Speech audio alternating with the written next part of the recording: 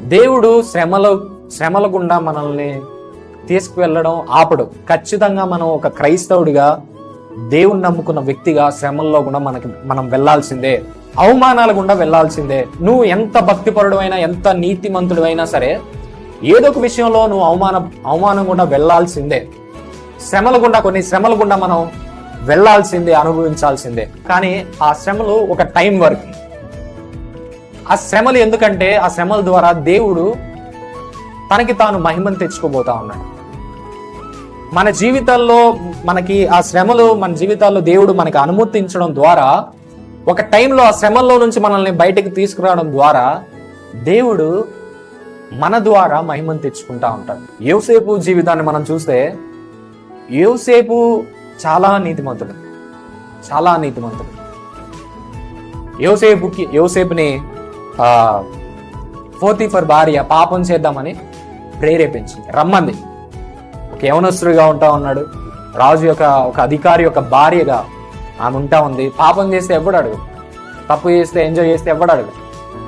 కానీ లేదు, నేను పాపం చేయను, నీతిగానే ఉంటాను అన్నందుకు ఏమైంది? ఏమన్నా హెచ్చించబడ్డా? నేను నీతిమంతుడిగా ఉంటాను అని తీసుకున్న డిసిషన్ బట్టి అక్కడ యోసేపు ఆ డిసిషన్ బట్టి హెచ్చించబడ్డాడంటే లేదు, చెరసాల్లో వేయబడ్డాడు. హల్లెలూయా.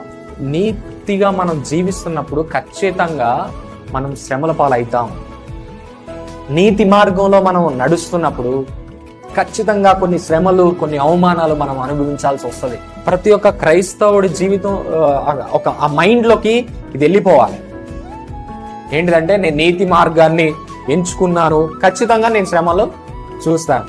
కానీ ఆ శ్రమలు ఎంతవరకు అంటే కొంత టైం వరకే. హల్లెలూయా. ఆ శ్రమల్లో మనం ఉండిపోం. యోసేపు జీవితంలో నీతి మార్గాన్ని అతను ఎన్నుకున్నాడు. నేను తప్పు చేయను, పాపం చేయను అనే ఆ డిసిషన్ తను తీసుకున్న తర్వాత కొంతకాలం ఆయన చెరసాల్లో ఉండాల్సి వచ్చింది. ఉండాల్సి వచ్చిన తర్వాత సిచ్యువేషన్ ఏంటి? దేవుడు తనని ప్రైమ్ మినిస్టర్గా చేశాడు.